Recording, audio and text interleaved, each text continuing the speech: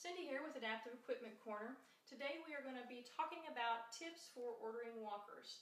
So whether you're going to order one over the internet or go through a local medical supply company, I'd like to share just a few things with you when you do that. So the first thing we're going to talk about is handle height. And typically when that is listed, they're talking about this height right here.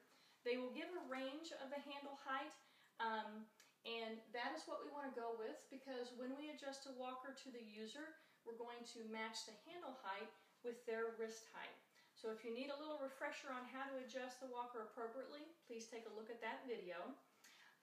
So they will also typically list the person's height that the walker is appropriate for. So they may say, this is good for someone from 5'3" to 6 foot. We don't always want to go with that height measurement because it's not always accurate. Especially when you fall in that lower range, anywhere from 5'1" to 5'3". Oftentimes the adult walker is too tall, and especially if you go to add wheels to it. That's going to add another 1.5 to 2 inches. So if you have to use an adult walker in the very lowest position, when you add wheels, that is definitely going to be too tall. So in that case, you may need to be looking at a junior walker. The other thing I'll mention is if you're at the top end of that range, you may need to look into adding leg extensions to meet your needs for the taller people. Okay? The other thing I would like to mention is I do prefer the 5-inch wheels over the 3-inch wheels. They seem to roll better, especially when you have to use it outside. The next thing I would suggest looking at is the walker width. And if you will take a look here, a lot of times they will just list the width between the handles. Now sometimes the width between the handles and the width between the back legs will be listed. We're more interested in the width between the back legs. When you're walking with a walker, you really need to be able to step up into it just a little bit. And so that's why we're interested in this. Now what I've noticed is if they're listing both measurements, typically the back legs are about 3 to 4 inches wider than the width between the handle, just as a reference in case they don't list that. And if you need a refresher on how to use the walker appropriately, we've got videos for that, so take a look at those as well. Now, I'd also like to mention that if you are looking, you need to look at the weight limit on the walker. Some of these walkers, the top weight limit is 250 to 300 pounds. So if the user is getting in that range or above, you may need to be looking at a bariatric walker for that user. All right. I would also like to mention that most of the walkers nowadays are foldable, but you do need to make sure and check that the walker will fold, especially if you plan on taking it in the car with you and things like that.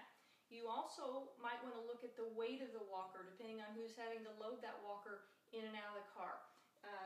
We're talking about these walkers, we're talking about rollator walkers, any type of walker that you're loading in and out of the car, you want to look at the weight limit, or the weight of it. Now, I'd also like to mention a couple of things about the rollator walker. I have had several clients that I've seen that have gotten these walkers specifically so that they can sit down to rest if they need to, but they haven't paid attention to the seat height.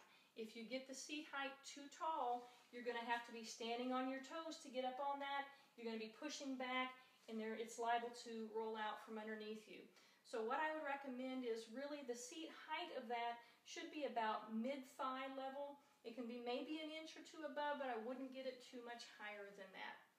When you look at something on the internet, I would strongly encourage you to take a look at all the details. Look at the pictures, really know what you're getting. If you have questions, you can always call your local medical supply company. They have a lot of information about these walkers. They can tell you exactly what you need to do, especially if you're going to try to get it covered through Medicare or through your insurance. They can tell you if you need to see the doctor specifically to be able to order that piece of equipment. Sometimes you need to see the doctor for that appointment specifically.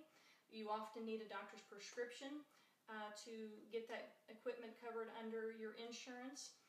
Oftentimes the doctor may need to fill out a letter of medical necessity.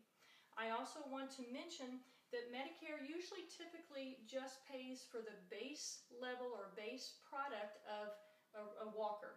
So if you have something that you find that has a few more bells and whistles on it, sometimes the medical supply company will accept that base payment and it'll apply to that higher level walker, and then of course you will pay the difference on that. So always contact them if you have questions, or if you need to take a look at a piece of equipment, go to the local medical supply company. All right, that's it for today from Adaptive Equipment Corner. Thank you for joining us, and don't forget, if you can't do it, adapt it.